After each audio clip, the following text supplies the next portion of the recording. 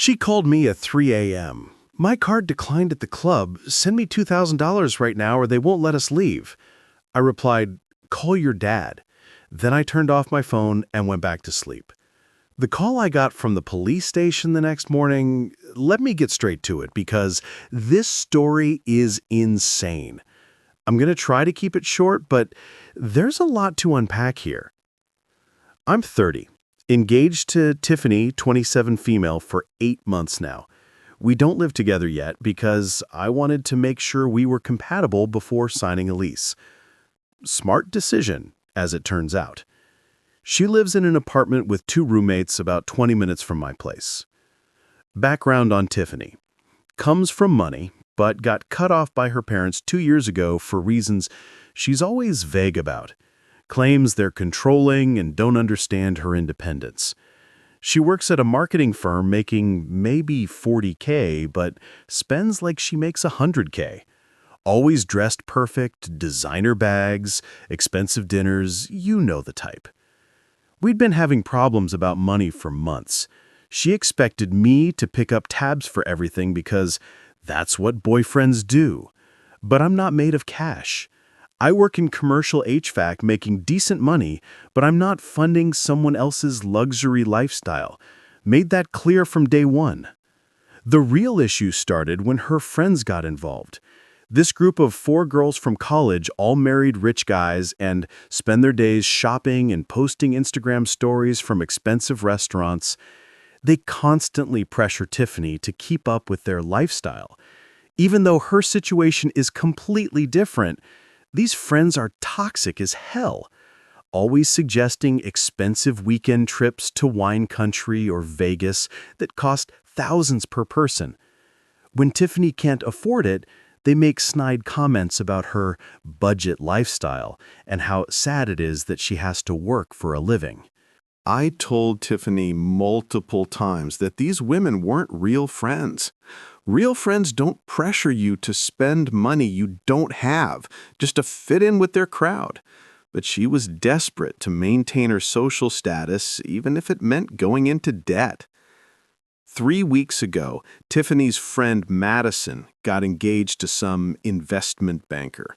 They threw an engagement party at this upscale venue downtown with an open bar and fancy catering, the kind of party that costs more than most people's cars. At the party, I watched these women compete over who had the most expensive dress, the biggest engagement ring, the most exclusive vacation plans. It was disgusting watching grown adults act like teenagers trying to impress each other with daddy's money.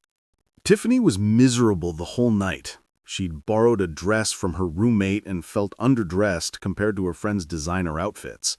Kept making comments about how lucky Madison was to find a man who could provide that kind of lifestyle. That's when I knew our relationship was in trouble. She wasn't looking at me as a partner. She was evaluating my earning potential against her friends' husbands. I wasn't a person to her. I was a bank account with a pulse. The week after the engagement party, Tiffany started dropping hints about wanting a bigger ring. Mine was a modest 1 carat from K Jewelers, but apparently that wasn't impressive enough for her social circle.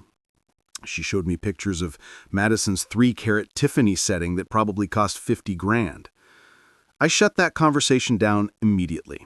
Told her we'd already discussed our budget and expectations, that if she wanted to compete with trust fund babies, she should have thought about that before getting engaged to a working-class guy.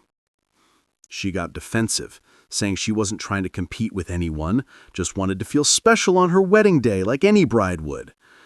But I'd heard her on phone calls with her friends complaining about my cheap ring and how embarrassed she was to show it off. 2 weeks ago, Tiffany informed me she was planning a bachelorette party in Miami. Not asking me about it or discussing the budget, just announcing that she'd already started making arrangements with her friends. The cost was going to be around $3,000 per person for flights, hotels, dinners, and clubs. I laughed and asked where she thought that money was coming from. She said her friends were all pitching in, and she expected me to cover her portion as an engagement gift. $6,000 total, because she wanted to bring her sister along too. That's where I drew the line. $6,000 for a weekend of partying while we were supposed to be saving for a wedding? I told her absolutely not, and if she wanted to go to Miami, she could figure out how to pay for it herself. The fight that followed was epic. Tiffany accused me of being controlling and unsupportive, said any man who really loved his fiancée would want her to have fun with her friends, that I was embarrassing her by making her look poor compared to the other girls. I reminded her that we'd talked about financial compatibility before getting engaged, that I wasn't going to bankrupt myself trying to keep up with people who had family money. She could choose between the Miami trip and having a fiancé because I wasn't funding both. She stormed out and didn't speak to me for 3 days. During that time, she stayed at her friend Charlotte's house, and they plotted how she could still make the Miami trip happen. When she finally came back, she announced she'd found a solution. Tiffany's dad had agreed to pay for the trip, if she promised to be more responsible with money going forward.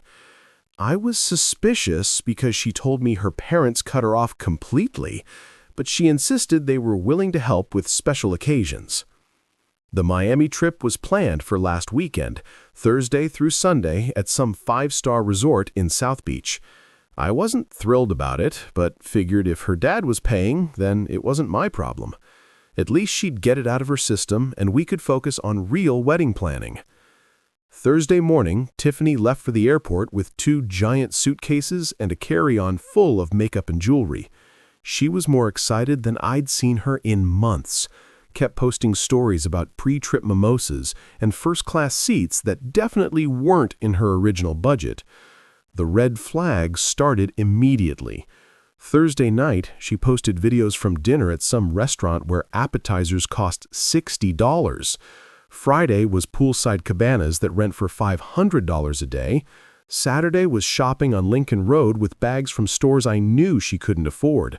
I didn't say anything because technically it wasn't my money being spent, but something felt off about the whole situation. Either her dad was being way more generous than she'd let on, or she was running up debt that would become my problem after we got married.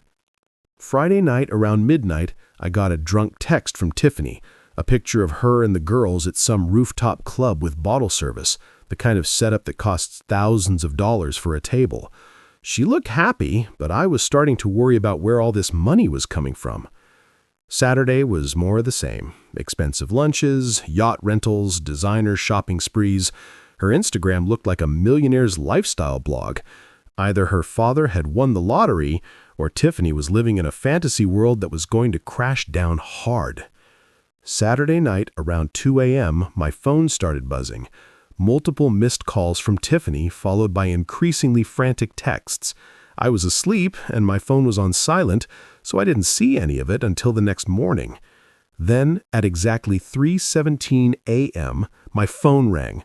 Tiffany's name on the caller ID, and background noise that sounded like a nightclub. I answered groggy, thinking maybe there was an emergency. "Baby, thank God you answered," she yelled over the music. "I need you to send me money right now." I was instantly awake. "What are you talking about? What's wrong?" My card declined at the club. We ran up this huge tab and security took our IDs. They're calling the police if we can't pay right now. I need you to send me $2,000 or we're going to get arrested. I sat up in bed trying to process what she was telling me. What do you mean your card declined? I thought your dad was paying for this trip. He gave me money for the hotel and flights, but we've been spending more than expected. My credit cards are maxed out and the girls don't have enough cash to cover the tab. You have to help me. That's when it clicked. There never was money from her dad. She'd been financing this entire trip on credit cards, and now reality was catching up. The fancy dinners, the shopping, the bottle service, all of it was debt she'd been accumulating. How much is the tab? I asked. $8,000, but they said they'd settle for $6,000 if we pay cash tonight. Please, baby, you have to help us. Security won't give us our IDs back, and I'm scared. $8,000 for one night at a club? I couldn't even comprehend spending that kind of money on alcohol. But what really got me was her assumption that I would just wire her thousands of dollars at 3 a.m. to clean up her mess. "Call your dad," I said calmly. "What? I told you he already helped with the trip. I can't ask him for more money. Please just send me what you can and I'll figure out the rest." "You lied about your dad paying for anything, didn't you? This whole trip has been on credit cards and now you're stuck with a bill you can't pay?" Silence on her end, except for the club music in the background. Then she started crying. "Please don't do this to me. I made a mistake, but I need help right now. We can talk about everything else later." That's when I made the decision that probably saved my financial future. "Call your dad," I repeated. "If he has money for your lifestyle, then he has money to get you out of this mess. I'm not your ATM." "You can't be serious. I'm your fiancé. When someone you love is in trouble, you help them." When someone you love lies to you about money and runs up thousands in debt behind your back, you learn who they really are. Figure it out yourself. I hung up and turned off my phone, went back to sleep, and didn't think about it again until morning. Around 9 a.m., my phone started buzzing the moment I turned it on. Dozens of missed calls from Tiffany, plus calls from numbers I didn't recognize, voicemails that I deleted without listening, text messages that got increasingly desperate as the night went on. Then, around 11 a.m., I got a call from a Miami area code that I almost didn't answer, but something told me I should take it. "Is this Jacob Morrison speaking? This is Sergeant Rodriguez with Miami Beach Police Department. We have your fiancée Tiffany Walsh in custody, and she asked us to contact you." My heart sank. Despite everything, I didn't want her to actually get arrested. "What are the charges?" "Theft of services and disorderly conduct. She and 3 other women racked up a substantial bill at a nightclub last night and couldn't pay. When police arrived to investigate, your fiancé became belligerent and resisted when officers tried to arrest her." I rubbed my temples, trying to process this information. "Is she okay?" "She's fine physically. Spent the night in county lockup and will be released this morning, if someone can post her bail. She insisted we call you to arrange payment and pickup." "How much is the bail?" $1,000 cash or bond. The club is also still seeking restitution for their losses, which we understand totaled over $8,000. So, she still owed the money that started this whole mess, plus now had bail and legal fees on top of it. Her fun weekend in Miami was turning into a financial catastrophe that could follow her for years. "Officer, I appreciate you calling, but I'm not in Miami and won't be posting bail or covering any costs related to this incident. She'll need to contact her family or friends for assistance." Long pause on the other end. "Sir, are you sure? She was very insistent that you would handle the situation." "I'm sure. She created this mess with her own choices, and she can figure out how to clean it up." After I hung up, I sat there thinking about how we'd gotten to this point. 9 months ago, I thought I was engaged to someone responsible and mature. Now she was sitting in a Miami jail cell because she couldn't control her spending or face reality about her financial situation. The next few hours were wild. Tiffany's friends started calling me demanding I bail her out. Charlotte screamed at me for abandoning my fiancé in her time of need. Madison accused me of being controlling and emotionally abusive. Sarah said I was ruining their friendship by letting Tiffany suffer. I told each of them the same thing. If they were such good friends, they could pool their trust fund money and help her out.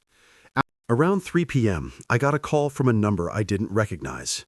Tiffany's father, who I'd only met twice during our entire relationship. He was calling from the airport on his way to Miami to deal with the situation. "We need to talk," he said without introduction. "About what, Mr. Walsh?" "About the fact that my daughter is sitting in jail because her fiancé refused to help her in an emergency." I almost laughed. An emergency she created by lying about having money for a trip she couldn't afford. Your daughter has a problem with financial responsibility, and I'm not enabling it anymore. She made a mistake, but that doesn't mean you abandon her when she needs help. What kind of man leaves his fiancée stranded? The kind who recognizes that constantly bailing someone out of their bad decisions doesn't help them learn to make better ones. Did you know she told me you were paying for this trip? Silence on his end, then a sigh. We haven't given Tiffany money in over 2 years. She burned through her trust fund in 6 months and expected us to keep funding her lifestyle indefinitely. That confirmed what I'd suspected. So, she lied to me about everything. The trip, the shopping, the restaurants. All of it was on credit cards she can't pay off. Probably. Look, I'm going to handle the bail and legal fees because she's my daughter. But I think you should know that Tiffany owes roughly $40,000 on various credit cards. This Miami trip probably added another $15,000 to $20,000 to that total. My stomach dropped. $60,000 in credit card debt that she'd been hiding from me. If we'd gotten married, I could have been on the hook for her future spending, and her inability to contribute financially would have been my burden. She'd been planning to dump her financial problems on me without my knowledge. Why are you telling me this? Because I think you're a decent guy who deserves to know what he's getting into. Tiffany has always had a problem with money and consequences. We tried to teach her responsibility by cutting her off, but it looks like she just found other ways to fund her spending. After we hung up, I sat there thinking about our entire relationship. How many times had she suggested expensive restaurants and expected me to pay? How often had she bought things she claimed were on sale, but probably went on credit cards? How much debt was she planning to bring into our marriage? That evening, Tiffany called from the airport. Her dad had bailed her out, and they were flying back together. She was crying and apologizing, saying she knew she'd messed up, but we could work through it together. I let her talk for about 5 minutes, then cut her off. "It's over, Tiffany." "What do you mean it's over? I said I was sorry. I know I made mistakes, but people in relationships help each other through difficult times." People in relationships are honest with each other. You've been lying about money for months while racking up debt that would have become my responsibility after marriage. That's not a mistake. It's fraud. You can't break up with me over this. I was scared and desperate. The girls were all spending money, and I didn't want to look poor in front of them. You know how important their friendship is to me. More important than honesty in our relationship. Apparently more important than financial responsibility or planning for our future. You chose to impress people who don't actually care about you over building something real with someone who did. She begged and pleaded for another chance, promised she'd cut up the credit cards and get financial counseling, said she'd never lie to me again and would do whatever it took to earn back my trust. But trust isn't something you can just repair with promises after it's been shattered this completely. "I'm done, Tiffany. Don't contact me anymore." I blocked her number and spent the rest of the evening taking down pictures and boxing up things she'd left at my place. The engagement was over, and I felt lighter than I had in months. The next morning, Tiffany showed up at my door with swollen eyes and yesterday's clothes. She'd driven straight from the airport to try one more time to salvage our relationship. "Please don't throw away everything we built over one stupid weekend. I love you, and I know you love me. We can work through this if you just give me a chance." I handed her the box of her belongings. "I don't love who you've become. The person I fell for was honest and responsible. You've been lying about money while secretly planning to make me responsible for your debt. That's not love. That's manipulation. Everyone makes mistakes. You're being cruel and heartless. How can you throw away our future over money?" I'm not throwing it away over money. I'm ending it because you've shown me that you don't share my values. You care more about appearances and social status than honesty and responsibility. We're not compatible, and we never were." She stood on my porch, crying and begging for another chance, but I closed the door. Sometimes you have to make hard decisions to protect your future, even when it hurts in the moment. Update since this blew up. Tiffany's been trying to contact me through mutual friends for the past week. She's apparently in credit counseling and wants to prove she's changed. Her friends are still harassing me on social media, calling me heartless for abandoning her. I found out from her roommate that she owes closer to $70K total when you include the Miami trip charges. Her dad hired a lawyer to negotiate down the club bill, but she still owes around $12K for that weekend alone. She moved back in with her parents because she can't afford rent anymore, lost her job because she called out sick for 3 days after getting back from Miami without explanation. My family thinks I made the right choice. Her family is split between being mad at me and being relieved that I won't be taking on her financial problems. I'm focusing on myself and my career now, looking into buying a house since I don't have to worry about someone else's debt anymore. Dodged a massive bullet and learned to trust my instincts about people's character. For anyone dealing with something similar, pay attention to how your partner handles money and stress. Those traits don't magically improve after marriage. They get worse when there are legal protections, making it harder to leave. 3 months ago, I thought I was planning a wedding. Now, I'm planning a life where I don't have to worry about someone else's poor decisions bankrupting me. Sometimes the worst things that happen to you turn out to be the best things that could have happened.